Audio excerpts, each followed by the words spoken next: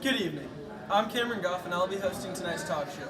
We have a special guest with us today who will be sharing his company's new architectural design made nearly out of note cards. Ladies and gentlemen, Connor Moore. Woo! Yeah! Woo! Connor! Yeah! Hey guys, it's Connor Moore, and I will be my company's representative today. All right, Connor. Why don't you tell us a little bit about why you're here today? Alright. So, my company has created a new and advanced design for a building that we are bringing and hoping to have built in the Fairfield University campus. And I'm here to tell all of you why our design should be used. Great. Our company used 20 index cards in total, and the configuration of the tower consists of 4 cylinders per level, with a total of 4 levels, as well as a flat index card between each level. Wow. Well, I can't wait to see it. What folds and other methods did you incorporate into the design for strength and stability in the structure? Well, Cam, that's a fine question you got there. We folded the index cards into short cylinders, and this gave the tower more strength than a flat index card would. Additionally, we placed the flat note cards in between each level, which made the tower as a whole more stable and sturdy. Well, that's a very smart idea. I wonder who came up with such a brilliant idea. Funny you should ask. Actually, the idea came from my partner, who has the same name as me. How funny. Anyways, how did your company reduce cost issues without sacrificing the stability of the tower with a reduction in the number of note cards used? Well, Cameron, we used 20 note cards in total to make our tower. And by having 4 small cylinders at each level, we were able to have 1 index card in between levels, as opposed to 2. Although we used a smaller amount of cards, the stability of the tower remained the same. Very cool, Connor. Sounds like you took a lot of time making sure that this tower was as well made as possible. Now, were there any parts of the design that were successful like you originally thought, and were there any that weren't so successful?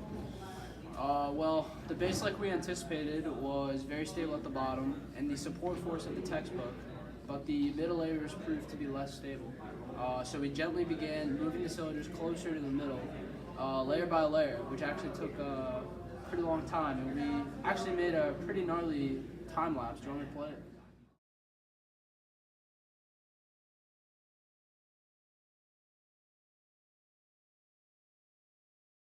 That might have been the nicest time lapse I've ever seen. I'm amazed. Yeah, I mean, I would give it a 9 out of 10, because, like I've always been told, there's always room for improvement. I like that mentality. Now for the next question. Was it worth it to double or triple cards for added strength? And do you have any ratio of some kind? Yes, indeed I do. We had a 4-to-1 ratio with the 4 cylinders per level, with a no card on top of it, which is the 1. This proved to be the best method which we tested, and held by 9 textbooks at one point. So, of course, I would recommend tripling, or in our case, quadrupling up. Of course. That's a very smart decision.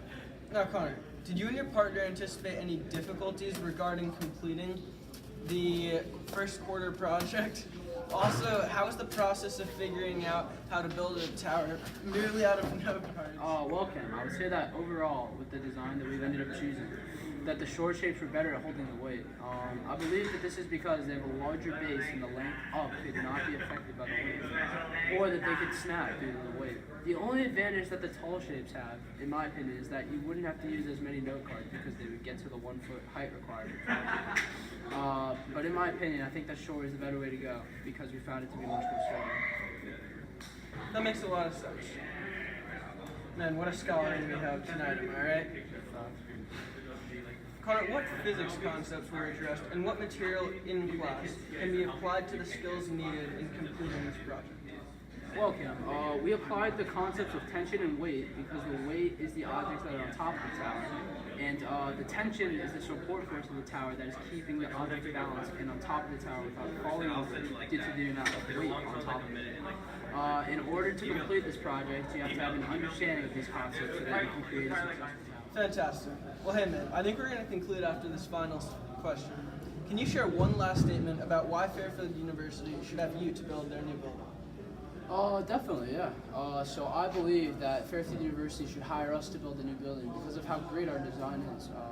We've created a design that has incredible stability and structure, while using limited note cards, which represent a building that does not have a large cost.